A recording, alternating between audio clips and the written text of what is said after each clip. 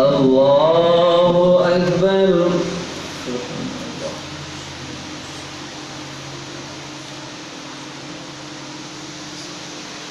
الحمد لله رب العالمين الرحمن الرحيم مالك يوم الدين إياك نعبد وإياك نستعين اهدنا الصراط المستقيم صراط الذين أنعمت عليهم غير المغضوب عليهم ولا الضالين.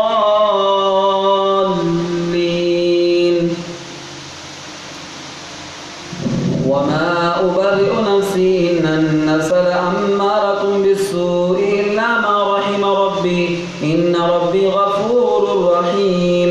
قال اجعلني على خزائن الأرض إني حفيظ عليم. وكذلك مكنا ليوسف في الأرض يتبوأ منها حيث يشاء نصيب برحمتنا من نشاء ولا نضيع أجر المحسنين ولأجر الآخرة خير للذين آمنوا وكانوا يتقون. الله أكبر.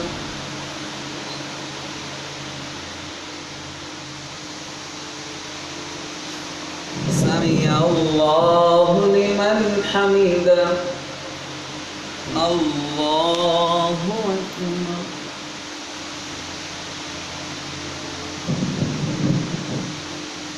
الله أكبر. الله أكبر.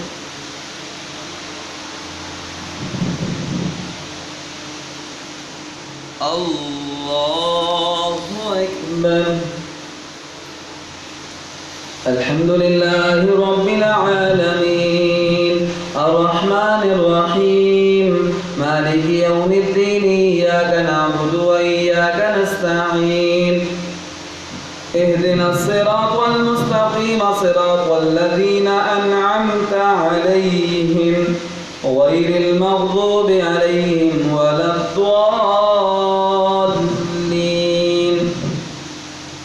وما أبرئ نفسي إن النفس لأمارة بالسوء إلا ما رحم ربي إن ربي غفور رحيم. وقال الملك ائتوني به أستخلصه لنفسي فلما كلمه قال إنك اليوم لدينا مكين أمين. قال اجعلني على خزائن الأرض إني حفيظ عليم.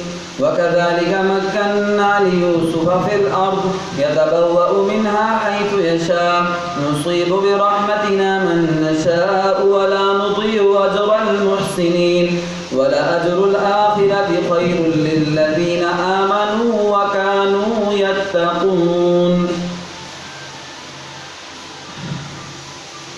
وجاء إخوة يوسف فدخلوا عليه فعرفهم وهم له منكرون.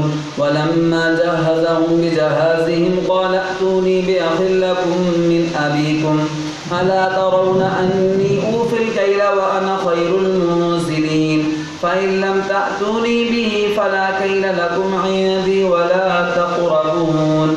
قالوا سنراود عنه أباه وإنا لفاعلون. وقال لفتيانه اجعلوا بضاعتهم في رحالهم لعلهم يعرفونها إذا انقلبوا إلى أهلهم لعلهم يرجعون. فلما رجعوا إلى أبيهم قالوا يا أبانا منع منا الكيل فأرسل معنا أخانا نكتل وإنا له لحافظون. قال هل آمنكم عليه إلا كما أمنتكم على أخيه من قبل فالله خير حافظا وهو أرحم الراحمين. ولما فتحوا متاعهم وجدوا بضاعتهم ردت إليهم قالوا يا أبانا ما نبغي هذه بضاعتنا ردت إلينا ونمير أهلنا ونحفظ أخانا ونزداد كيل بعير ذلك كيل يسير. قال لن أرسله معكم حتى تؤتون موثقا من الله لتأتونني به إلا أن يحاط بكم. فلما آتوه موثقهم قال الله على ما نقول وكيل. وقال يا بني لا تدخلوا من باب واحد وادخلوا من أبواب متفرقة وما أغني عنكم من الله من شيء إن الحكم إلا لله عليه توكلت وعليه فليتوكل المؤمنون ولما دخلوا